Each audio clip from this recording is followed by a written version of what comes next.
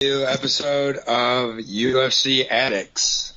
What we're going to be doing here, my name is Aaron, first of all, and I'm here with my co-host Leyton. And what we're going to be doing here is we're going to basically be doing a rundown of the odds and matchups of the upcoming UFC card. The UFC card we're going to be talking about tonight for our debut episode is James Vick and Justin Gaethje, and here is Leyton. I'll let him tell you a little bit about himself.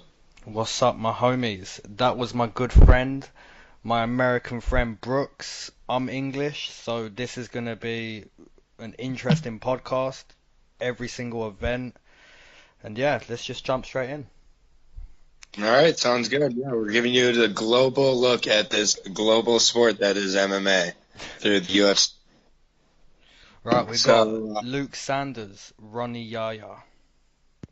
Yeah. So how about we get started with you telling me a little bit about our man Luke Sanders.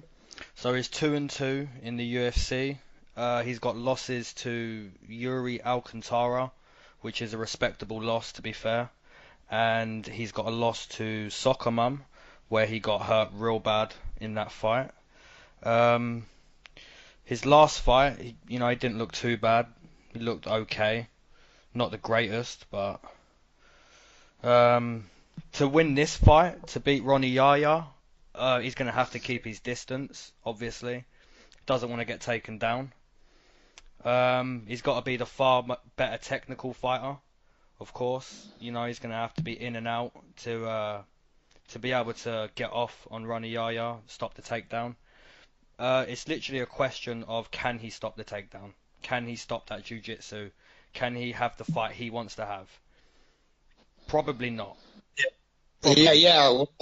I mean, everybody who game plans for Ronnie Yaya, they're going to be game planned for jiu-jitsu. He's a black belt, and lots of submissions in his UFC career and before. And Saunders, I think he's going to try to stand and bang. If he tries to do that, I think Yaya gets a hold of him. Yeah, gets him down. And I think whenever Yaya gets it to the ground, I think he gets it finished. I was actually looking at the odds here, and it's a pick'em fight. Really? I was expecting, yeah. It's wow. -1 for Saunders, 120. -120 for Yaya, so... Wow, that's interesting. I'm definitely going to be putting my money on Ronnie Yaya, because those are great odds for Ronnie Yaya. Yeah. It makes me wonder if there is a reason, or if Luke Saunders just...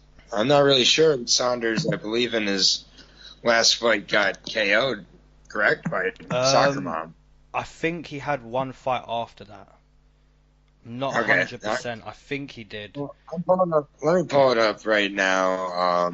I'm just kind of curious at why these it's a pick'em, but I have Yaya with a first round finish here. Honestly, I think he's got the experience. Yeah, you're right. He did face Patrick Williams. Yeah, he didn't look bad, but he didn't look great. So no, yeah, he looked pretty good against Williams, but I mean, I'm not. But, yeah, I would have to go with Yaya. Yeah, he's coming off straight submission wins to Baronis and Russell Doan as well. So how you got it finishing? I mean, I think he'll rear naked choke him first round submission. Yeah, I'm with that. Round one. I mean, this is really bizarre to me. I mean, going back, he's won 5 of his last 6, but they have it as a pick'em, so makes me wonder if they know something we don't, or if he's going in with an injury. But based on what I have, I gotta go for sure. All right, so we'll move on to the second fight of the night. Drew Dober, John Tuck. It's at 155, correct? It is. He's moving back down. I don't even know why Drew Dober decided to move up to 170. He's a big guy. Didn't they force him up after he missed? Didn't he miss weight a couple fights ago? So they forced him to go up against Frank Camacho. I'm not too sure, but he looked great there. He looked great. He did, and Yeah, and He's 5 I'll and just 4 in the UFC, which is, I thought he'd be doing better than that. That's not too impressive. But I was we're at talking his about that. last, yeah, Drew Dober. I was at his last Okay. fight in North Carolina, and Mhm. wow, he can throw down. He can throw serious hands. So, he's moving back to his natural division, 155. I don't think John Tuck's gonna, cause too many problems for Drew Dober based off of what I saw in his last fight. And that was a tough fight as well. Frank Camacho, he knocks people out. He's got some heavy hands. And Drew Tough guy. Dober just stood there and traded with him. So I don't see John Tuck doing much. I think this is a mandatory win for Drew Dober.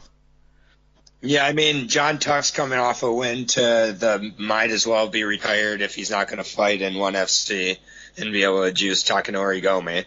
So, other than that, he's coming off a couple split decision losses at 145. So, this is his second fight at lightweight now. He's kind of bounced around between lightweight and between featherweight. And, I mean, there's Who's he nothing lost to?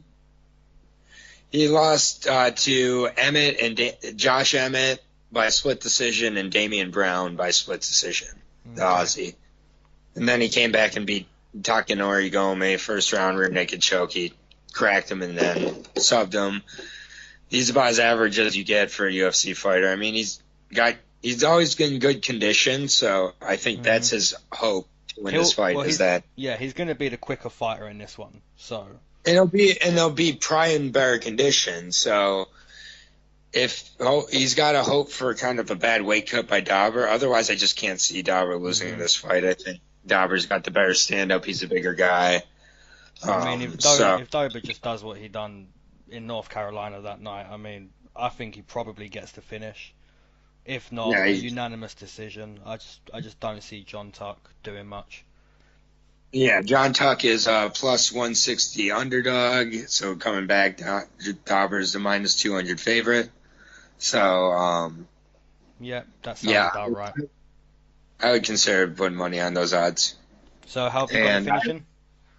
I'd have Dauber finishing inside the distance, probably second round TKO. Yeah, I'm going to take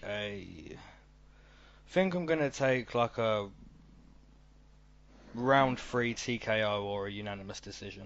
I think John Tuck will look good for a round, and then I think Dober's going to get off on him. I really do. Yeah. I mean, I think this would be a tough one to. If you're looking for a little extra money, I think I'd bet on him for the decision. The more I think about it, actually, just because Tuck's good at losing barely. He's good at just lose. He still loses, but he's good at keeping it close and. Knock into. So Drew Dober decision. Yes, or late finish. Late finish. But we both got Dober, and we'll recap at the end all our picks just to get them all nice and. Calderwood and Kalindra Faria. I think this is the first one we disagree on. Okay, well we'll get to that in a second. Going in on Calderwood, we're all pretty familiar with her from The Ultimate Fighter. And now that she's finally at her division of flyweight at 125, she looks much better. Her conditioning has looked great. I get it, it's social media, but I mean, I've been following her quite a bit on her Instagram as she's been preparing through this camp, and I mean, she looks in the best shape I've ever seen her in. So I think she's definitely taking it pretty serious. I've always been very impressed by her kickboxing, and I just think she's one of these fighters similar to Jessica Ai, now that she's at her appropriate 125, similar to, I think, Shevchenko when she beats Nico Montano in a couple weeks, which we'll be having a podcast for, but spoiler alert, I'm picking Shevchenko in that one. But anyways, you're seeing all these fighters. You're seeing all these fighters at 135 or at 135 or 115 who are now fighting at their appropriate weight class. And I think Calderwood is included on that, and I think she's going to have a showcase against a pretty tough fighter in I believe it's Faria. Is that how you say it? Yeah, I don't know how you say her second name. I know her first name's Kalindra. Faria, I don't know what that is. But Faria. this fight is interesting, man, because Jojo, I think, she last fought in Scotland against Cynthia Calvillo, and that was was that not? Oh, it was. That was her last fight. I believe. By the way, that she's a slight favorite in this minus 170 favorite for Calderwood over Kalinda, Faria. Calderwood's coming off a loss to Calvillo. Yes. Yes, in Scotland as well. Correct. Yeah, that was a close fight. That was at 115. Mm-hmm. So I was mistaken. I had thought Calderwood had already fought one at 125, so that was my fault. Yeah, but that's definitely her division, man. 125. She's gonna look much better there. But for my girl Kalindra, man, she's not had a great start in the UFC. 0-2. Her debut was shocking, to say the least. She just got mauled by Barella and then eventually choked out. Her last fight against Jessica I was much better. That was a far better fight, and that was a close fight. That was close. I think she got the split loss in that one. So, it was a split decision to I. Yeah, so that was much better. But I think this one is going to be close again. I don't think Kalindra gets made a fool of the way she did in her Octagon debut. I think it's going to be a chess match. I think it will be, who wants this more between the two girls. Probably a split. But I'm gonna give Kalindra the benefit of the doubt in this one. I'm gonna give her first UFC win. And I know she's the underdog, and rightly so, but she's not much of an underdog here. She's a plus 140 underdog. Yeah. So that's not too bad. Less of an underdog than John Tuck. So I have Calderwood by split, but yeah, it's gonna be close for sure. I'm not going to yell at anybody for going elsewhere on that one. Mm-hmm. So I think it should be a very good fight. Probably going to stay on its feet most of the time, and if it does, I just think Calderwood is the slightly better kickboxer, and I'll take a split for Calderwood. It's going to be close. It's going to be close. Yeah. On to Mickey Gall, George Sullivan. Yeah. The killer, Mickey Gall, George Sullivan. That's Mickey Gall, 3-1 in the UFC. He's fought CM Punk and Mike Jackson. So you may as well just say he's 1-1 in the UFC. He's got a win over Sage Northcutt by submission, and he had a tough contest against Randy Brown, which was real close. If Mickey Gall's gas tank was much better going into the third round, because they were tied at 1-1, we could have seen a different outcome for that fight. But, improved gas tank. I want to see an improved gas tank from Mickey Gall. Obviously, for him to win this fight, he's going to do what he always does. Take the fight to the floor. Use that. I think is he a brown belt in jiu-jitsu? Yeah, I believe so. Yep. Yeah, use that jiu-jitsu. And probably choke out George Sullivan. It's a question whether or not, George Sullivan obviously needs to keep the fight standing. Can he sprawl? Can he stop the takedown? Can he keep the fight in his world? It's literally, styles make fights, and one guy's going to want to keep it on the floor, and one guy's going to want to stand and bang. If George Sullivan can stop the takedown, then, we can probably see a decision. Because, Fabinski got the decision over Meek a few weeks ago in Germany when he was just taking the fight to the floor, So it's a question, can George Sullivan stop the takedown? Probably not. Same with Ronnie Yaya and Sanders, probably not. So I'm going to give this one Mickey Gall to do his thing, round number 1, and choke out George Sullivan. Yeah, George Sullivan, pretty much exclusively a stand-up fighter. I think he has 11 KOs in his 17 wins, 0 submissions. So, as pretty clear what he's wanting to do. He's wanting to keep it on the feet, and I just don't see it happening. I think that Gall's gonna, kind of. This is a little bit of a showcase fight for Gall. I think.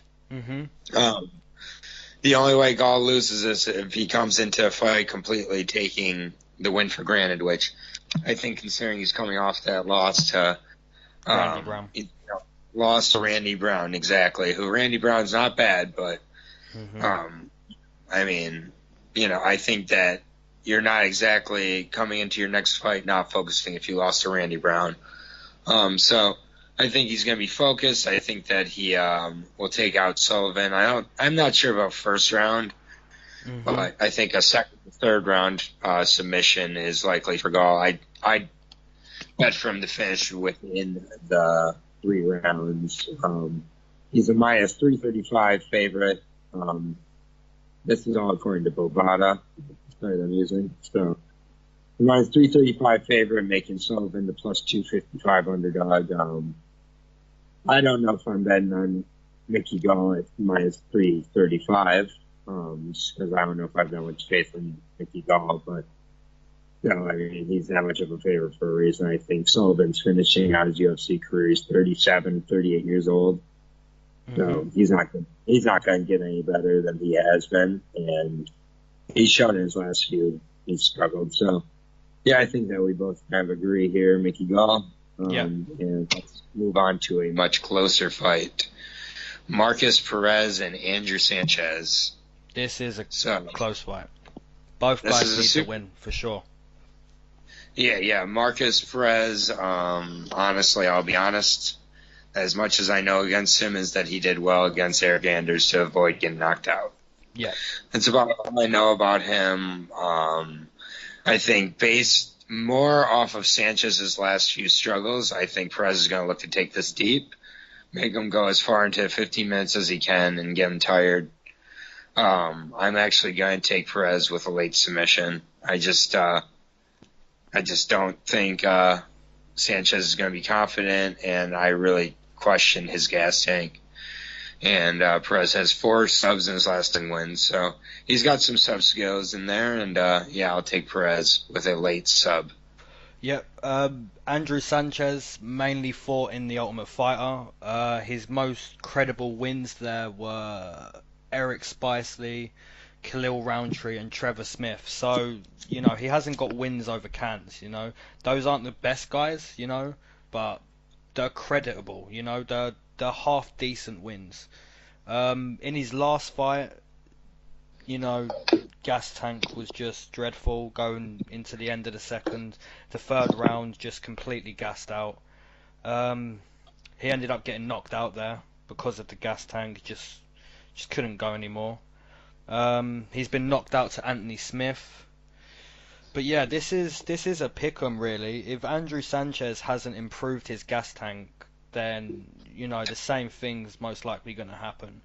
And the chances of having an improved gas tank at 30 years old, that's low. It's a low chance. So, it's a pick'em. Whoever the underdog is, probably smack your money there because. Well, it's a straight up pick'em, so you can know it's minus 115 both ways. Well, there you go. And Perez is 10-1, by the way.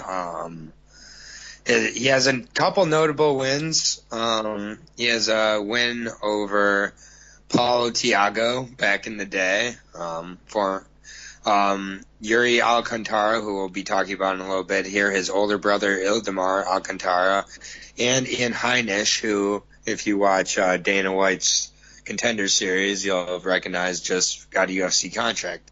So he has a first-round arm triangle choke over him, Ian Heinisch, but that was back, I believe, that was back in LFA, which I'm a big fan of. But his UFC win was over James Bogdanovich. It was a rear naked choke. So James Bogdanovich, he's pretty much a can, but still he's shown he can get a submission at this level. And just looking back at Andrew Sanchez, I mean, he got knocked out by Ryan James in the third round. Yeah, I mean, and Ryan James is tough, but if he's not submitting you, then, you got that. I mean, he just I remember watching that fight. The punches weren't hitting him hard. He was just done. Yeah, he was gassed. And then Anthony Smith, no shame in that. That was the third round, Exactly. But again, I mean, this there's is a literally whoever's hungrier, whoever wants it more on the night, whoever shows up better on the night is most likely taking this fight. Yeah, and I mean, the thing is, Sanchez has not lost by submission. He's only lost by TKO or decision, so. Yeah, but I'm with you. I'm with you. Late finish for Marcus Perez. Yeah. I just think Perez gets a late finish, and I think Perez has sub skills, so I'm going with sub. So we're both going Perez there. Yep, we agree. All right.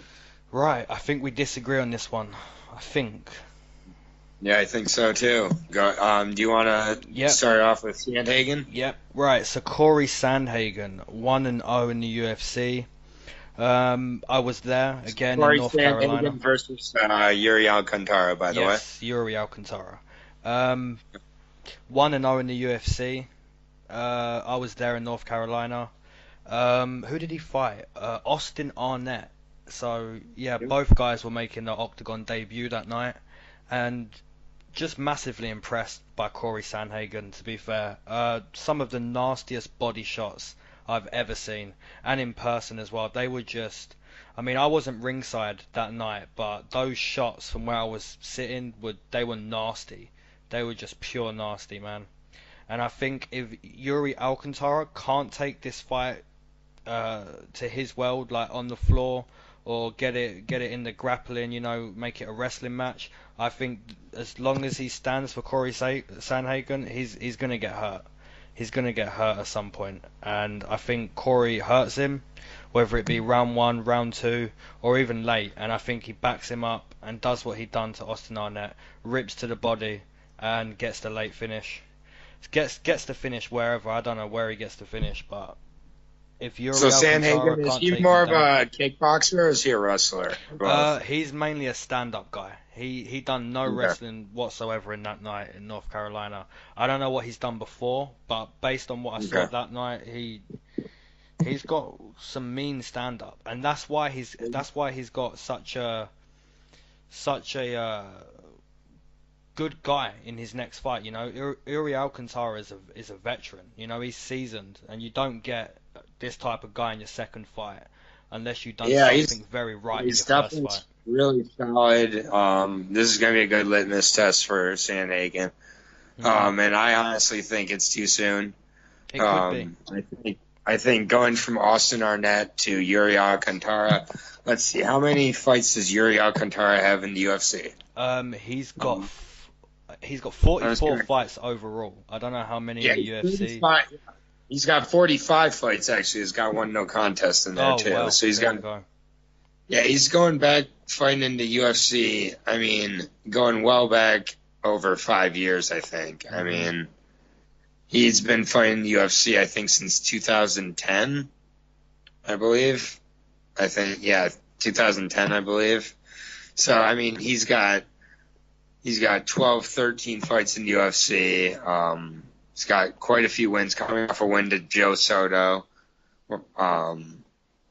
He's explosive. I mean, he really is, for even an older, more experienced fighter. And I think he's going to be able to hold his own on the feet, possibly hurt Sandhagen and then submit him. I got Iuri going with a second-round submission here. Okay. And according to Vegas, I am not in it, and I'm in the minority here. Oh. Sandhagen's a minus 260 favorite. And that's what I'm saying, man. His debut was so impressive, and I honestly believe he does it again. I think he hurts Iuri on the feet, backs him up, and just rips to the body, rips to that liver, and gets the finish. If he keeps it in a kickboxing match, he can do it. Well, I mean, I love getting Iuri Alcantara at plus 200. I love that price. I'm putting money on that all day. I really think Alcantara is crafty as hell, and he can hurt him. He most likely, I believe, will be the bigger guy. Alcantara's fought at a few higher weight classes, so Yeah, I'm pretty comfortable taking Alcantara, even though he's the underdog here.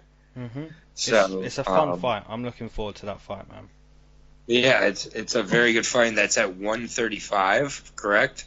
Yes, I believe so. Okay. So All you've right. got Iuri Alcantara round two submission.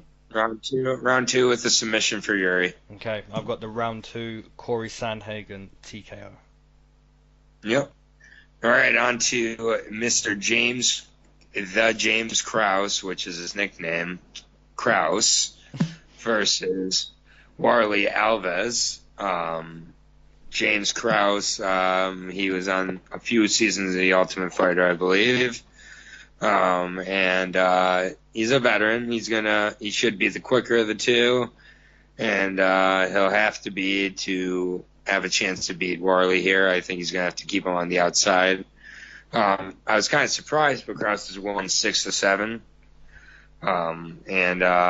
He's fought a lot of average fighters, but and they're all at 155, and now he's moving up to 170. So I'm not sure why he's doing that, but we'll see. I mean, I think he could possibly surprise Warley and sub him, but honestly, I'm not giving much of a chance in this fight. I think Alves takes it pretty easily. Well, Alves comes into this fight 6-2 in the UFC, so that's not bad at all. Wins over Colby Covington, Nordine Taleb, Alan Jaban, and in his last fight he fought, was it Sultan Aliyev? Where he got Yep. a So nasty doctor stoppage, and it was, if anyone can remember that fight, the guy's eye was just, oh, it was horrible. It was nasty. Yeah, I agree with you. I don't think James Krause does much. I don't think he causes too much of a threat to Wally Alves. Uh, Wally Alves probably hurts him on the feet at some point, and yeah, gets the submission. Um, yeah, I just don't see James Krause doing much. Moving up to 170. yeah, it's a weird move. Yeah, I just Yeah. yeah, it's a payday Yeah. for James Krause. This one.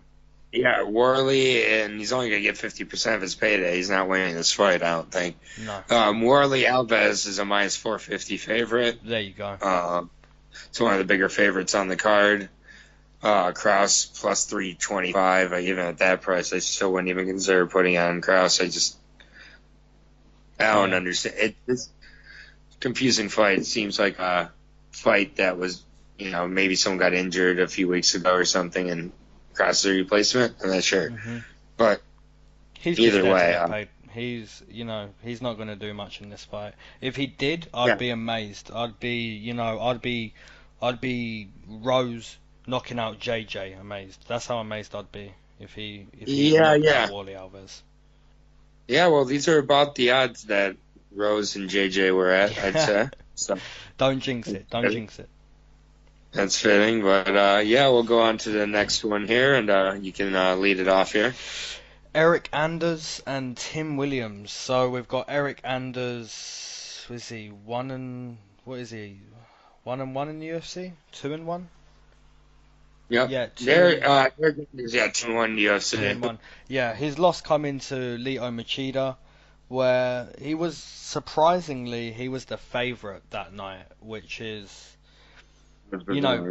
looking back, it's kind of mad that he was the favourite, but I can remember that time thinking, yeah, he's right to be the favourite, but he needs to improve his footwork, his movement, shutting off the door when he's trying to get this one punch knockout, because Leyton Machida just took him for a run that night, just circling and circling all night, and Eric Anders just looked lost, but if you want to stand and trade with Eric Anders, your boy's gonna knock you out, Eric, your boy Anders, he's gonna knock you out.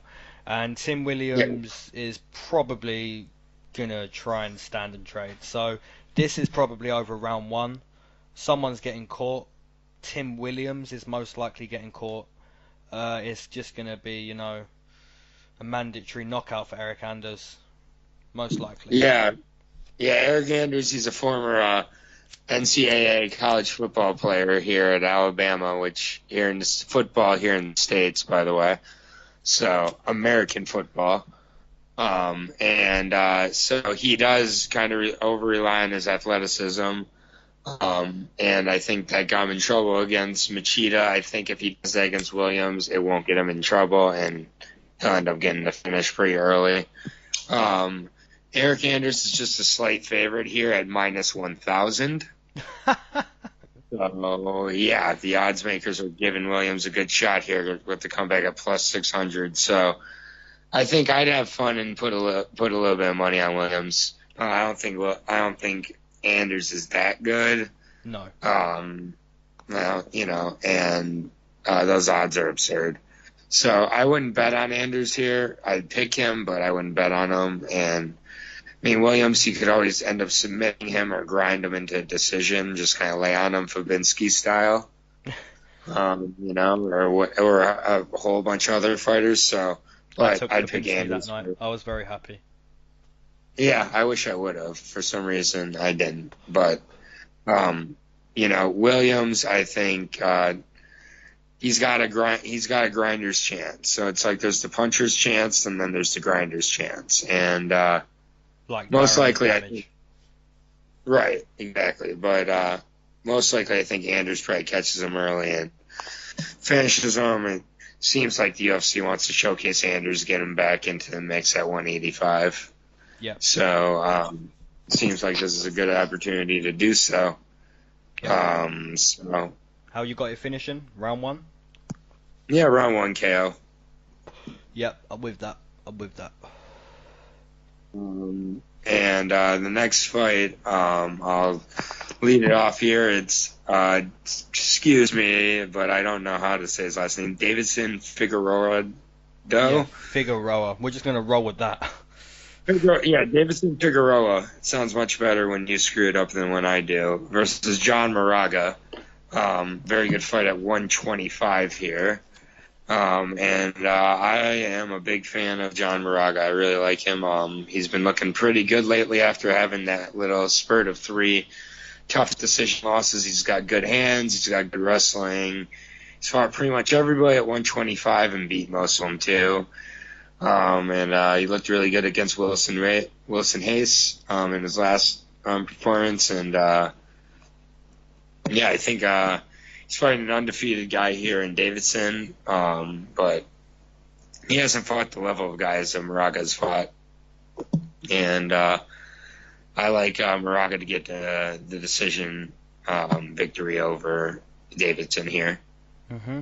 Well, I'm taking Deiveson this fight, but this is a close fight. Deiveson comes in 3-0 in the UFC. He's undefeated in his mixed martial arts career, 14-0. Appears to have very good fight IQ, good stand-up, very quick.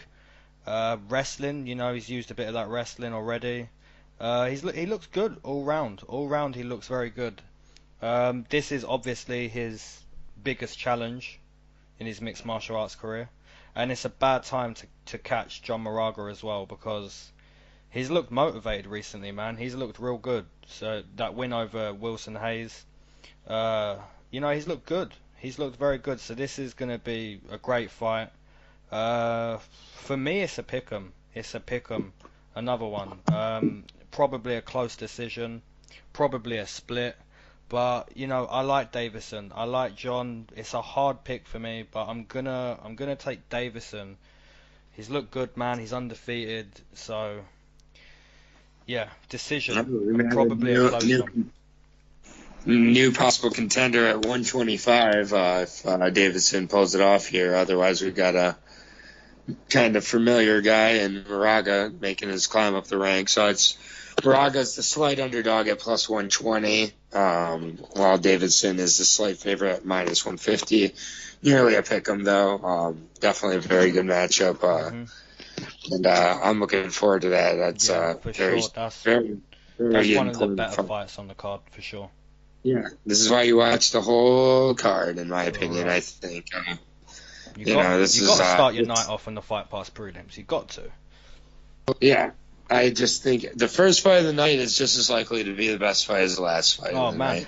like Cory Sandhagen against Austin Arnett in North Carolina. That was the first fight, and those body Yeah, shots, exactly. man, just nasty. I mean, one of my favorite fights of all time was Matt Grice versus Dennis Bermudez, and that was the third fight of the night.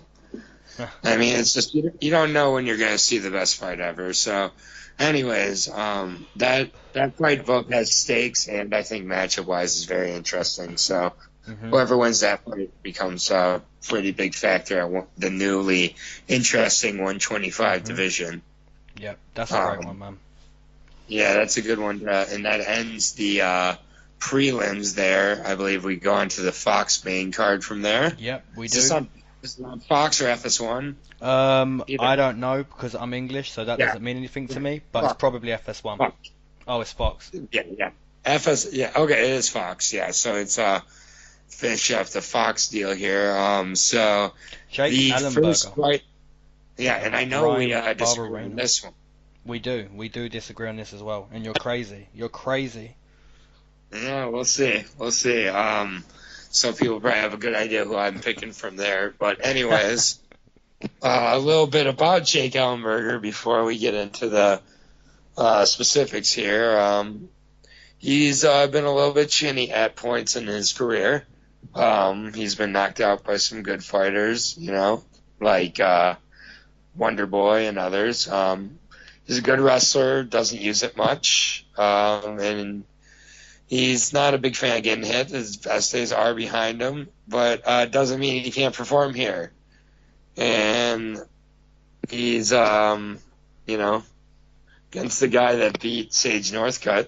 So that's, something that can motivate Jake to win here. And I don't know. I believe in Jake's power, and I believe that Jake is gonna just catch Barbarina, who, interestingly enough, beat his brother Joe in a fight a few years ago. He did. So I think that Jake's gonna be extra motivated to avenge his brother's loss, and he's gonna KO him. Okay, well, Bryan pounded out Jake's brother on the floor, and I think he's going to pound out Jake on the floor. Bryan 4-3 in the UFC. He's got a win over Warley Alves, so that's impressive. And Sage Northcutt. And Sage Northcutt. Super Sage Northcutt. Losses to Chad Laprice, Colby Covington, and Leon Edwards. Leon Edwards was his last fight.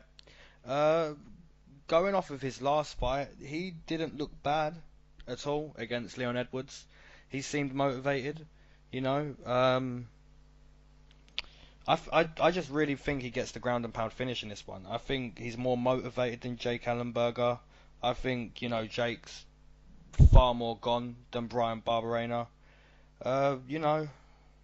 Bit of a weird fight, but yeah, I can't take Jake Ellenberger. I just can't.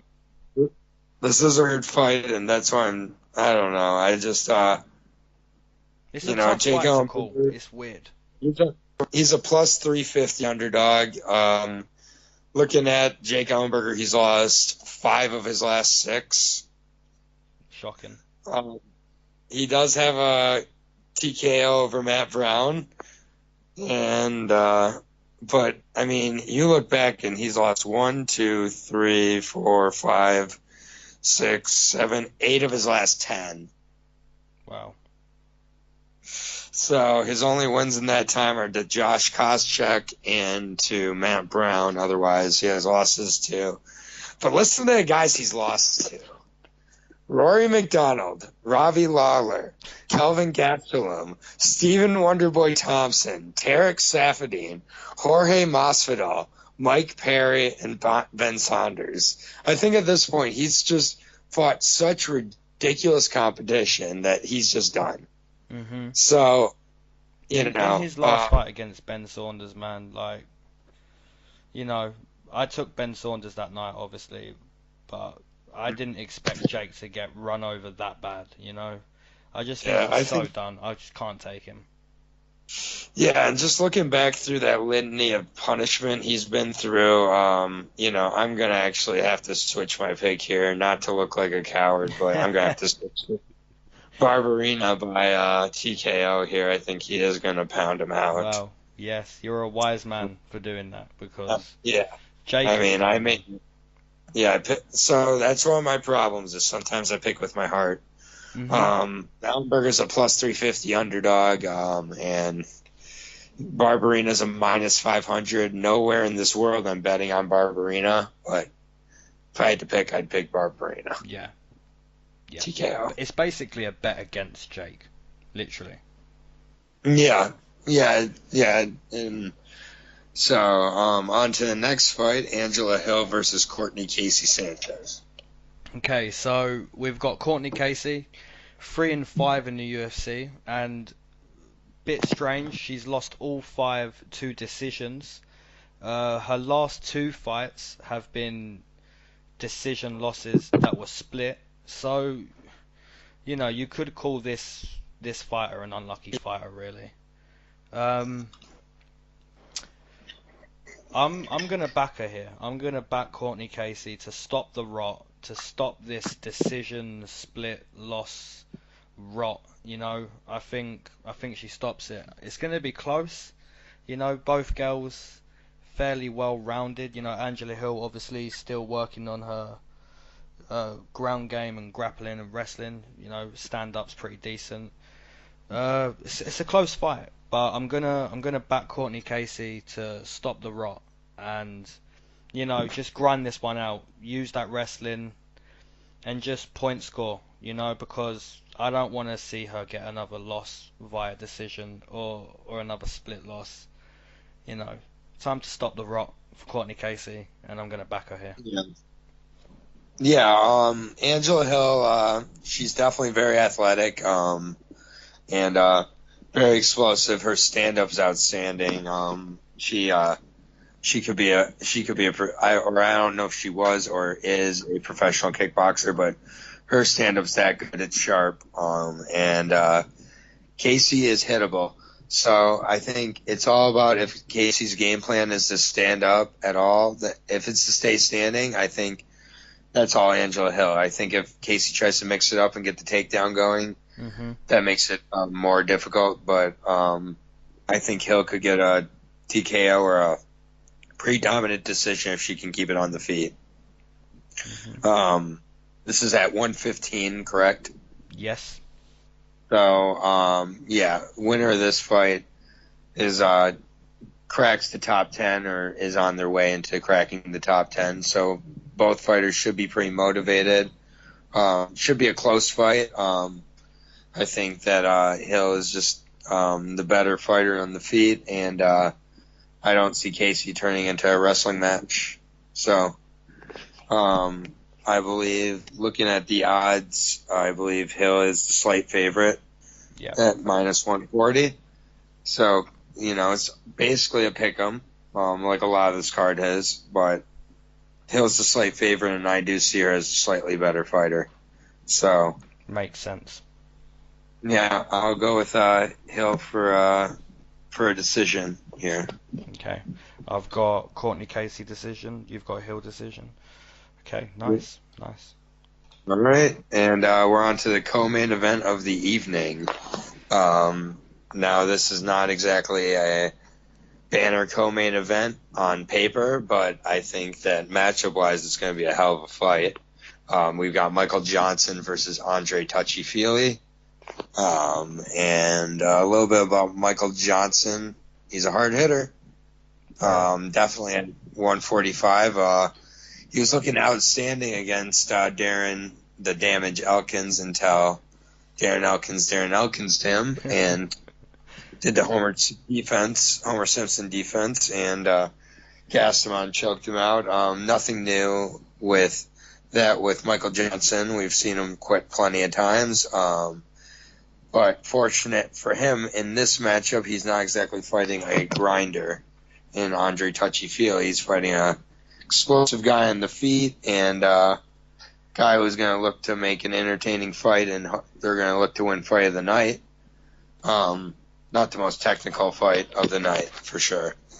And I think that he'll be very confident against Andre Fili, and I think he'll get a second-round TKO.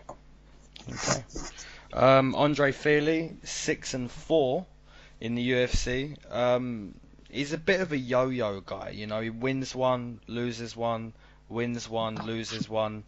Recently, he put a stop to that in North Carolina, where he beat Dennis Bermudez. So he got his second win in a row for the first time ever. For him to win this one, you know, he's obviously got to avoid getting hit, because if Michael Johnson didn't hit hard before, he certainly does at 145. Andre Fili, you know, fighting out a team, Alpha Male, Uriah Faber, Cody Garbrandt, so, you know, he trains with a lot of good guys. You know, just don't get hit. Just don't get hit the way Michael Johnson wants to hit you, you know. Point score, get in, get out, and, you know, don't get hit hard. I don't think he wins any other way. I think if Andre Fili wins, it's avoid getting hit and winning the decision. It'll be hard. It's a tough fight for both guys.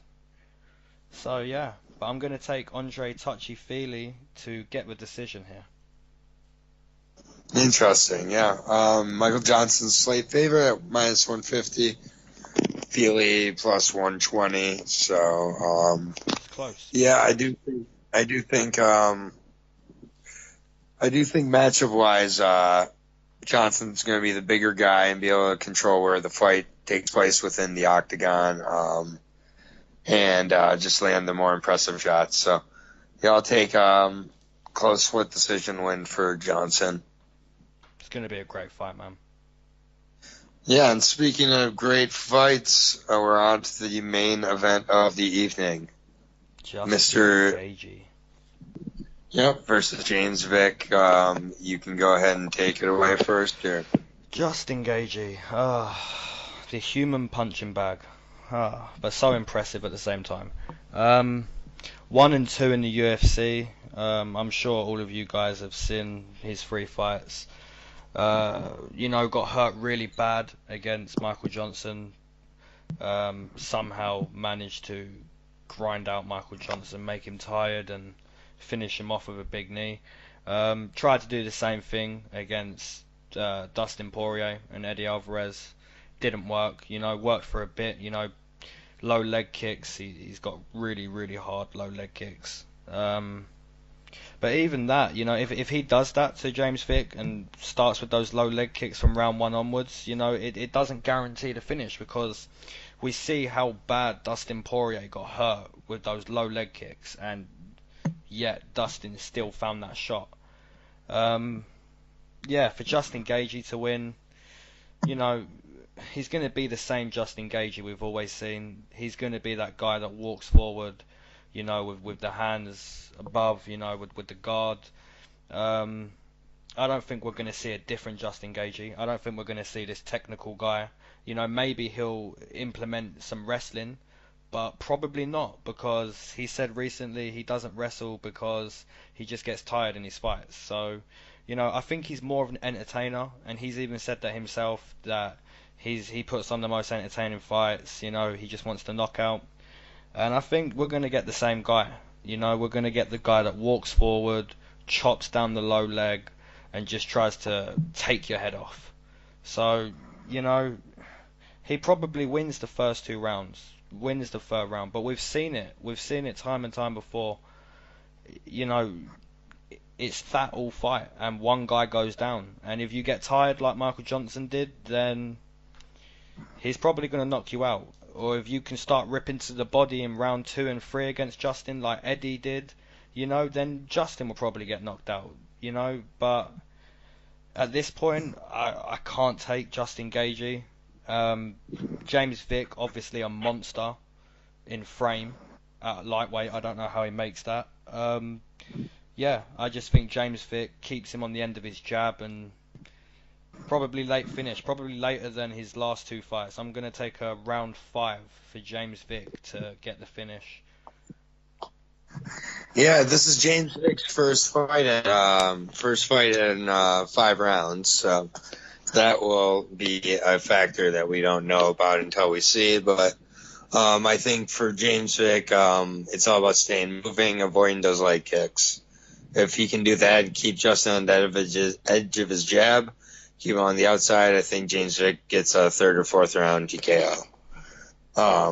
I think he'll end up grinding down Gaethje, kind of avoiding getting dirty inside because that serves him no advantage. But, I also don't buy that Gaethje's not going to use his wrestling. I think if Gaethje uses his wrestling, that adds a whole nother fold to the fight, and Gaethje could end up getting a decision in that case. But I also think that if, Gaethje starts hearing the crowd at all boo or at all start to pressure him for action, he'll abandon his game plan possibly too. So it's definitely a close fight. Fixed a slight favorite according to Bovada, minus 160. So I tend to agree with that, and I do think it's a decent win for Vick. It's I don't know exactly what Gaethje does if he loses here, but I think that Vick, seemed pretty motivated at the press conference that he's really gonna not just make it an ugly fight. That he knows he's the better technical fighter, and I just think he's so much bigger, and I think he's a better fighter. I think he's going to crack him and either, stun him on the feet and sub him or TKO. Mm-hmm. What round? 3rd or 4th round for me. I'm not quite saying 5th, but So let's just do a real quick recap of the card here, and then give kind of our final little thoughts. We'll pick a fight of the night maybe and a performer of the night that we have an eye on, and then we'll bid adieu. So let's go back through. So at 135 we have Yaya or Sanders. You have Sanders. I have Yaya. No, I got Yaya too. My bad. Okay. Round 1. So we both Yaya. Round 1, correct. Yep, submission. We both have, and then Drew Dauber versus John Tuck. Yep, late finish or unanimous decision. For Drew Dauber. Okay, Yep. And then Joanne Calderwood versus Kalinda Faria. I've got Faria with the decision. Okay, I have Calderwood with a decision or late finish, possibly. Yep. So there's our first disagreement. And we will, as we go on here through the podcast, we'll keep track of overall our records of picks and overall who's correct, and who has the better record. So we'll keep track of that. But anyways, Mickey Gall versus George Sullivan. Yep, I've got Mickey Gall. I've got round 1. Yep. I think you got round 2. Yep, round 2, Mickey Gall sub. Yep. For me. Round 1 for you. At 185, we have Marcus Perez versus Andrew Sanchez. Marcus Perez, late finish. We both have Marcus Perez here, late finish. Yep. So it's a pick 'em, or we both pick Perez. That's more of a pick against Sanchez's gas tank, I think. Mm-hmm. Iuri Alcantara versus Cory Sandhagen. This is my fight of the night pick. Interesting. And I think it's gonna be a war. Yep, I've got Cory Sandhagen round 2 TKO. Yeah, and I got Iuri Alcantara round 2 submission. Interesting. Maybe some sort of triangle or something after catching. James Krause, Warley Alves. Yep. We both have Warley here. Yep. Steamroll. Yep. Round 2, round 3. Yep. I have round 2 as well. And Eric Anders, Tim Williams. Round 1. We both have KO. Eric Anders. Yep. Deiveson, Figueiredo, Dora, whatever. Sorry, we'll learn your name if you win this fight. Yep, that's my fight of the night. Moraga, Figueiredo. Oh. Nice. and I've got Figueiredo with the close decision. Yeah, and I got Moraga with a close decision as well. Then we're on to the main card, Bryan Barbarina versus Jake Ellenberger at 170. Yep, well, you changed your pick there. That was wise. Yeah. We got Barbarina. Ground and I pound. got my emotions up. You know, Barbarina's just got so much more left in his tank, and good, solid fighter. So yeah, Barbarina. Yeah. Courtney Casey versus Angela Hill. I have Angela Hill. Yeah, we disagree on this one. I've got Courtney Casey to stop the rot and to get a decision win for once. All right. And then Michael Johnson versus Andre Fili. This could very well be fight of the night. I wanted to pick this also. This could, but the way I've got Fili winning, it says to me this isn't going to be fight of the night, because Fili cannot be in this fight and it be fight of the night, because if it is, it's fight of the night because he got knocked out late. So yeah, I've got Fili with a decision, tactical, get in, get out, and do your thing. Do your thing, touch. Yeah. I'd love to see that. I mean, if I see that, I feel that lets me know he's actually somewhat of a factor. Mm-hmm. But we'll see. And then the main event, we both agree with James Vick over Justin Gaethje. Yeah. With a late TKO for both of us. So I think Justin could have a great start to the fight. You know, round 1, round 2, it could be like you could be watching it thinking, "Wow, James Vick's going to get finished this round." You know, but that's not how it goes. You know, you got to put away your opponent, because if you're tired, your opponent he can put you away, and we see that with Eddie Alvarez and Dustin Poirier. So I think we see the same thing. I think James Vick, late on in the fight, gets it done. Just, you know. Yeah. Gets it done. Yeah, I think overall, yeah, I agree. I think overall, you can look at this card and be like, not the most exciting card. But when you get to break down the matchups here and kind of look over them, you realize, for the most part, aside from the couple blowouts there, they're all very close fights. Yeah. I love the fight. I love it. Yeah, and I'm looking forward to this card a lot. I think there's a lot of important fights. I think the Moraga fight, Moraga Deiveson fight, very important for that division. I think Iuri Alcantara, Cory Sandhagen, you have a potential new top 15 guy there. You know, Calderwood, Faria, and developing up and down this card. There, you know, some sneaky important fights. So I'm looking forward to this card. Do you have anything else to say before we sign off here, Leyton? I'm just excited for UFC to be back, man. It's been 3 weeks or something crazy like that. It's been a long time. Yeah, I'm just happy. Anytime it's more than a week, I start to miss it, and and I'm looking forward to working the kinks out with this. So if you're listening from the get-go, you're a real fucking G. But I can promise that we're going to improve here as we go along. But we appreciate anybody who's listened today, and enjoy the fights. And please let us know your picks, and we'll make sure to comment with anybody who lets us know about their picks on the next edition of UFC Addicts. Until next time, I'm Aaron, and this is Leyton. Peace. Cheers, guys. Put your comments down below. Tell us your picks, and we appreciate you. Peace. Yeah. Peace. Until next time.